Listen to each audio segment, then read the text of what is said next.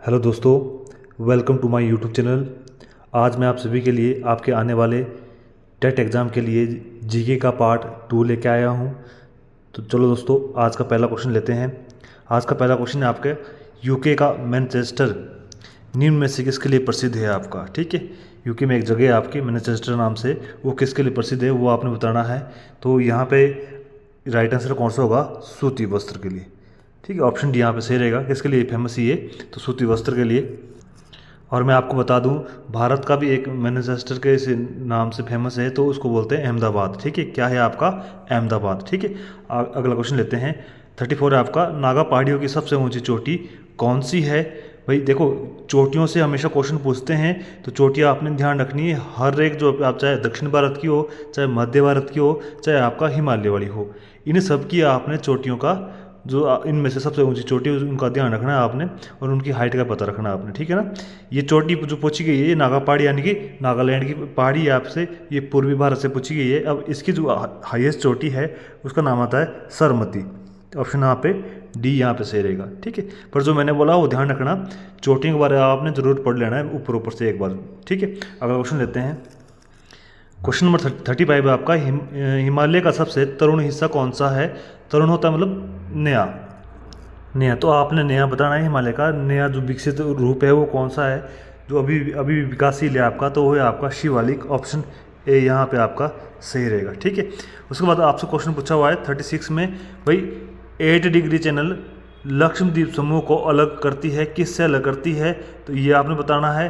तो ये आपको अलग करती है मालदीव से। ठीक है, ऑप्शन आपका ए यहाँ पे सही रहेगा। ठीक है, इसके अलावा आपने ये डिग्री वाले सब सारे ध्यान रखने हैं। भाई 8 डिग्री किसके बीच में, ये तो मैंने बोल दिया। 9 डिग्री किसके बीच में है, 10 डिग्री किसके बीच में है, ये डिग्री 2-3 आपसे पूछ लेंगे। ठीक है, तो आपने ध्यान रखना है, इनके बारे में थोड़ा सा आपने पढ़ लेना है। ठीक है, अगला क्वेश्चन है आपका, हीराकुंड परियोजना किस नदी पर निर्मित है? तो हीराकुंड जो परियोजना है आपकी, ये है आपकी महानदी पर। ठीक है, यहाँ इन ऊपर 3 ऑप्शन में नहीं दिया हुआ है, पर ऑप्शन जो डी इसका होगा वो सही रहेगा, हीरा महानदी। ठीक है, ऑप्शन देखो दिया हुआ आपका डी ऑप्शन यहाँ पे। अगला क्वेश्चन कहता है, भारत में किस प्रकार की जलवायु है? जलवायु पूछी हुई है, और ये क्वेश्चन आपसे बार बार पूछते हैं। भाई जलवायु के बारे में आपको बताना चाहिए। भारत में उष्ण कटिबंधीय मानसूनी जलवायु आपकी पाई जाती है। ऑप्शन आपका ए सही रहेगा। ठीक है, अगला क्वेश्चन क्या कहता है, नूनमती तेल परिशोधनशाला भारत के किस राज्य में स्थित है? तो ये आपने बतानी है, ये भारत के किस राज्य में है? तो यहाँ पे ध्यान रखना, ये पड़ती है आपके असम में। ऑप्शन आपका सी यहाँ पे सही रहेगा। ठीक है, नेक्स्ट क्वेश्चन लेते हैं आपका, भारत की सर्वप्रथम इलेक्ट्रिक ट्रेन थी आपकी। तो सर्वप्रथम इलेक्ट्रिक ट्रेन, देखो ट्रेन से भी क्वेश्चन आया हुआ है, तो ट्रेन का पोस्ट देख लेना भाई, सबसे पहली कब चली, कहाँ से कहाँ तक चली। ठीक है ना। इसके अलावा भाई डाक ट्रेन कौन सी है, यात्री ट्रेन कौन सी है, ऐसे आपसे क्वेश्चन पूछ लेते हैं, तो थोड़ा सा इसके बारे में देख लेना आपने। यहाँ क्या पूछ रहे हैं? Electric train. तो इलेक्ट्रिक ट्रेन थी आपकी डेक्कन क्वीन। ऑप्शन आपका डी यहाँ पे सही रहेगा। ठीक है, आगे चलते हैं। अगला क्वेश्चन है, संविधान सभा द्वारा गठित नियम या समिति के सभापति कौन थे? तो इसके थे आपके डॉक्टर राजेंद्र प्रसाद। ऑप्शन आपका बी यहाँ पे सही रहेगा। और क्वेश्चन यहाँ समिति से ध्यान रखना, भाई झंडा समिति पूछ लेगा आपसे। ठीक है, आपसे प्रारूप समिति पूछ लेगा। प्रारूप का कौन था आपका? BR अम्बेडकर थे आपके। झंडा के कौन थे आपसे, ऐसे आपसे पूछ लेंगे। संघ के कौन थे भैया आपके? ठीक है ना। तो अलग अलग व्यक्ति से अलग अलग समिति आपसे जुड़ी हुई है, तो समिति भी आपने पढ़ लेनी है। ठीक है, कितने उनमें सदस्य थे ये भी आपने पढ़ लेना है। ठीक है ना। अगला क्वेश्चन लेते हैं।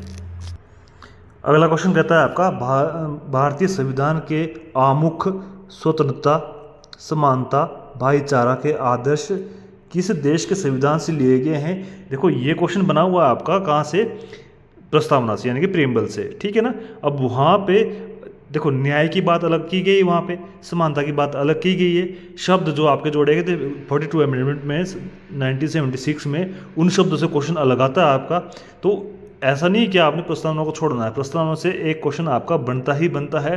तो प्रस्तावना को थोड़ा पढ़ के जाना। यहाँ पे जो शब्द पूछे गए हैं, ये शब्द लिए गए आपके फ्रांस से। ऑप्शन आपका ए यहाँ पे सही रहेगा। ठीक है, नेक्स्ट क्वेश्चन लेते हैं।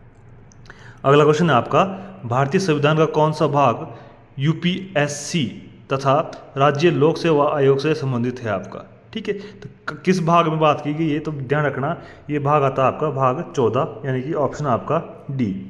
ऑप्शन कौन सा होगा आपका डी, ठीक है। भाग 5 में क्या है, जो ऑप्शन ए में दिया गया है, भाग 5 में आपके संघ की बात की गई है, आपके सॉरी 10वां यहाँ पे दिया हुआ, ठीक है। इसके अलावा आपने ध्यान रखना है कि जो आपका भाग 8 है, तो भाग 8 जुड़ा हुआ आपका किससे, केंद्र शासित प्रदेश से, ठीक है। उसके अलावा भाग जो आपका 5 है वो संघ से है आपका, भाग 6 आपका केरल से है, भाग 1 आपका भाई भारत और उसके राज्य की बात करता है, ठीक है ना। तो ये भाग से भी आपसे क्वेश्चन आ सकते हैं, सारे आपने पढ़ लेने ऊपर ऊपर से कि भाई किस भाग में कि क्या बात कही गई है, बस इतना ही पूछा है यहाँ से, ठीक है ना। देखते ना आप क्वेश्चन, खाली आपसे यूपीएससी के बारे में पूछा है कि भाई किस में दिया हुआ है, ठीक है। नेक्स्ट क्वेश्चन लेते हैं। अगला जो क्वेश्चन है आपका वो कहता है भारतीय संविधान की कौन सी अनुसूची दल बदल निषेध कानून से संबंधित है आपकी। तो दल बदल की भाई एक जो दल के जो सदस्य होते हैं वो दूसरे दल में नहीं जाएंगे भाई, अगर जाएंगे तो उनकी सदस्यता समाप्त होगी, कुछ इस तरह के इसमें नियम है। पर इसमें खाली पूछी गई भाई अनुसूची जो है वो किस में है, तो वो है आपकी 10वीं अनुसूची।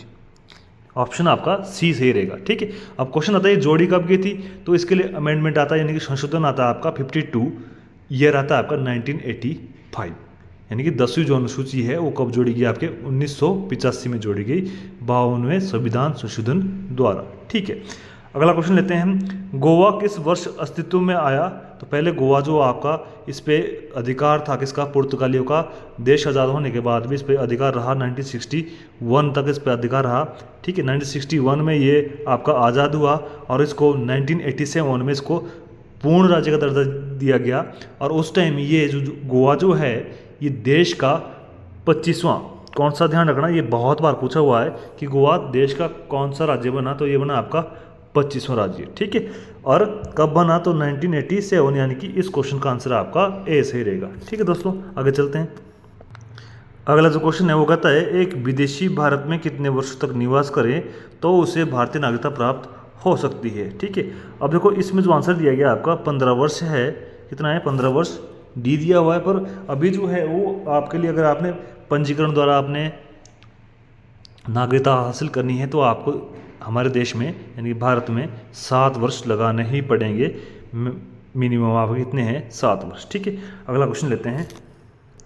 इसमें बोला गया है कौन सी याचिका अवैध निरोध से संबंधित है, यानी कि भाई आपको कोई इलीगल, आपको अवैध रूप से कोई अरेस्ट करे, ठीक है ना, उस पर कौन सी याचिका आप दायर कर सकते हैं। देखो आपको याचिका दायर करने यानी कि आपको रिट जो जारी करने के लिए आपको उच्चतम न्यायालय देती है वो 5 तरह की रिट देती है आपको, ठीक है।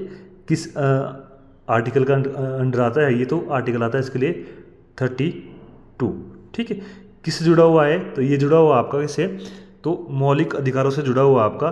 तो यहाँ पे अवैध रूप से आपको निरोध वाली पूछी हुई है, तो यहाँ पे आ गया आपकी कौन सी, बंदी प्रत्यक्षीकरण, आपका ऑप्शन आपका ए यहाँ पे सही रहेगा, ठीक है, ऑप्शन ए।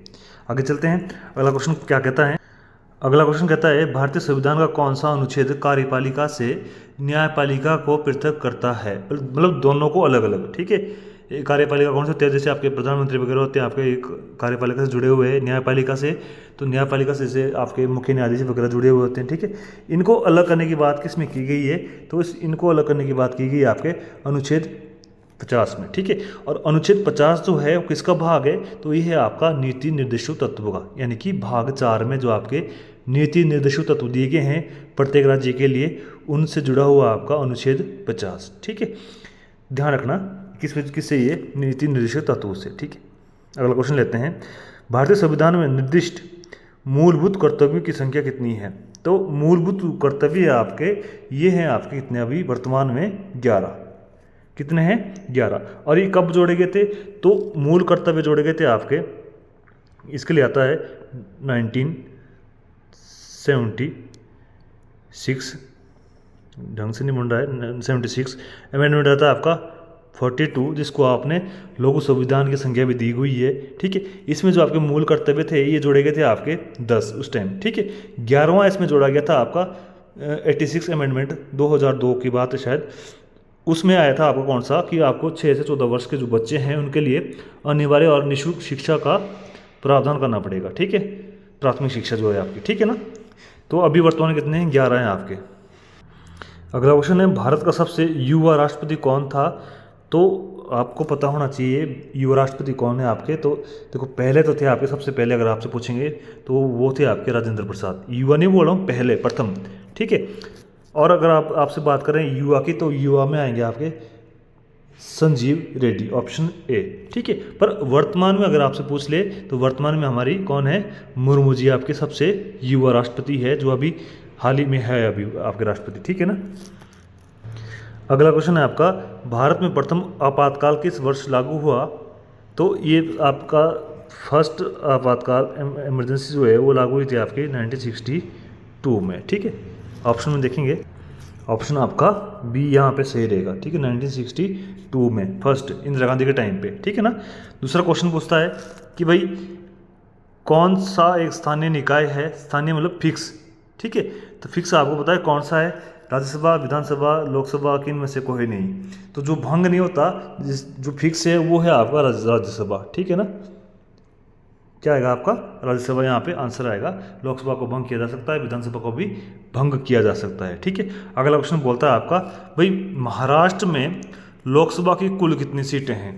देखो अभी लोकसभा चुनाव हुए थे, तो जाहिर सी बात है आपसे किसी भी राज्य की लोकसभा सीटों के बारे में क्वेश्चन पूछ सकता है। तो आपने ध्यान रखना, यहाँ पूछा हुआ है महाराष्ट्र से, और महाराष्ट्र में है भाई कितनी आपकी 48 लोकसभा सीटें, ठीक है। ये भी ध्यान रखना भाई किस राज्य में अभी जो हाल ही में अभी आपके चुनाव देखने को मिले हैं आपके पूर्वी भारत में, तो वहाँ पे आपने रखना ध्यान कि वहाँ के जो नए मुख्यमंत्री है वो कौन कौन बने हैं, ठीक है ना। वहीं से क्वेश्चन आ सकता है आपके लिए कहीं से भी, जो आपका भी करंटली है आपके, ठीक है। आगे चलते हैं। अगला क्वेश्चन है भारत की न्यायिक व्यवस्था में सबसे सर्वोच्च कौन होता है, ठीक है। सर्वोच्च होता है आपको पता है कौन होता है, तो उच्चतम न्यायालय के मुख्य न्यायाधीश आपके, ठीक है। तो यहाँ पे उच्चतम न्यायालय कहीं नहीं दिया हुआ है, तो क्वेश्चन का आंसर क्या होगा, इनमें से कोई नहीं, ठीक है। ऑप्शन यहाँ पे डी सही रहेगा, ठीक है ना। आगे चलते हैं। अगला क्वेश्चन क्या कहता है आपका, एक राज्य के महाधिवक्ता की नियुक्ति कौन करता है, ठीक है। देखो महाधिवक्ता राज्य में होता है, महान्यायवादी आपका सेंटर में होता है। महान्यायवादी की नियुक्ति करता है आपका राष्ट्रपति, और महाधिवक्ता की नियुक्ति करता है आपका राज्यपाल, ठीक है। राज्यपाल को अधिकार दिया गया है, यानी कि ऑप्शन आपका डी यहाँ पे सही रहेगा, ठीक है। अगला क्वेश्चन लेते हैं आपका, क्वेश्चन 56 है आपका, विद्युत आपूर्ति भारतीय अर्थव्यवस्था के किस क्षेत्र में आती है। तो भाई ये देखना, ये आता है आपका द्वितीय क्षेत्र में, किसमें आएगा, ये आपका इकोनॉमिक्स का क्वेश्चन है, ये आएगा आपका द्वितीय क्षेत्र में, ऑप्शन बी यहाँ पे सही रहेगा। विद्युत आपूर्ति के बारे में पूछा हुआ है, इलेक्ट्रिसिटी, ठीक है। अगला क्वेश्चन है केंद्रीय सांख्यिकी संगठन किस वर्ष गठित हुआ था आपका। तो ये गठित हुआ था आपका कब, तो 1951 में, 1951 में केंद्रीय सांख्यिकी संगठन। अगला क्वेश्चन है आपका नीति आयोग में नीति से संदर्भ है, भाई इसकी आपने फुल फॉर्म पूछी हुई है आपसे, ठीक है। तो फुल फॉर्म बतानी है आपने कौन सी आएगी, तो national institute of transforming India, option यहाँ पे सी यहाँ इसका सही रहेगा, ध्यान रखना। और नीति आयोग के पद अध्यक्ष होते हैं आपके प्रधानमंत्री, ठीक है। अब यहाँ क्वेश्चन 59 है आपका, गरीबी उन्मूलन किस पंचवर्षीय योजना का उद्देश्य था। तो ये आता है आपका 5वीं, कौन सी पंचवर्षीय आती है आपके 5वीं, ठीक है ना। ऑप्शन देखते हैं, ठीक है, कौन सा ऑप्शन है, सी आपका ऑप्शन सही रहेगा, ठीक है। उसके बाद क्वेश्चन है आपसे, वह है किस प्रकार की बेरोजगारी कहलाती है जब उत्पादक क्षमता पर्याप्त मात्रा में नौकरी सर्जन करने के लिए अपर्याप्त हो, ठीक है। तो इसका जो राइट आंसर होगा आपका, इसमें आएगा संरचनात्मक बेरोजगारी, ऑप्शन आपका ए यहाँ पे सही रहेगा, ठीक है। अगला क्वेश्चन लेते हैं।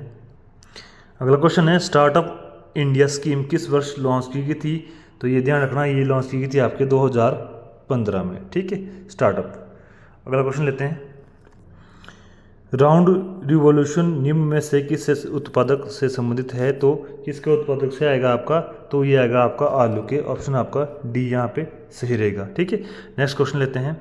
नेक्स्ट क्वेश्चन में बोलता है विश्व में ब्लैक टी का सबसे बड़ा उत्पादक तथा उपभोक्ता कौन सा देश है।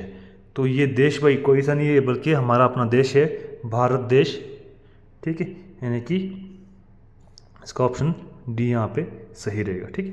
क्वेश्चन नंबर 64 आपका, कौन सा औद्योगिक नीति प्रस्ताव भारत का आर्थिक संविधान कहलाता है आपका। ठीक है, तो ये जो आपका आंसर इसका होगा वो होगा 1956 ऑप्शन आपका बी यहाँ पे सही रहेगा। ठीक है, नेक्स्ट क्वेश्चन लेते हैं। क्वेश्चन नंबर 65 है आपका, एशिया का प्रथम निर्यात प्रसंस्करण क्षेत्र वर्ष 1965 में यहाँ स्थापित हुआ था। तो ये स्थापित हुआ था आपका कांडला में। ऑप्शन आपका कांडला आएगा, ए आपका सही रहेगा। ठीक है, उसके बाद लास्ट क्वेश्चन है आज का। तो इसमें पूछा गया आपसे FERA स्टैंड्स फॉर, यानी कि इसकी फुल फॉर्म पूछी हुई आपसे, तो इसकी फुल फॉर्म ध्यान रखना। इसकी फुल फॉर्म आएगी आपके फॉरेन एक्सचेंज रेगुलेशन एक्ट, यानी कि ऑप्शन आपका सी यहाँ पे सही रहेगा। ठीक है दोस्तों, आज के लिए फ़िलहाल इतना ही। और ये जो क्वेश्चन रहेंगे आपके लिए, आपके टेट एग्जाम के लिए बहुत ही इंपॉर्टेंट रहने वाले हैं। ठीक है, तो इनको पढ़ के जरूर जाना। ठीक है ना, नेक्स्ट क्लास में आपसे मिलते हैं बहुत जल्दी ही, जिसमें आपसे मैं HPG के क्वेश्चन भी ऐड करूँगा, कहीं ना कहीं वो भी आपको आते हैं। ठीक है ना, तो HPG के प्लस आपको भाई GS जो दूसरे क्वेश्चन है वो इकट्ठे आपको मिलेंगे। ठीक है ना, तब तक के लिए जय हिंद, जय भारत, जय हिमाचल।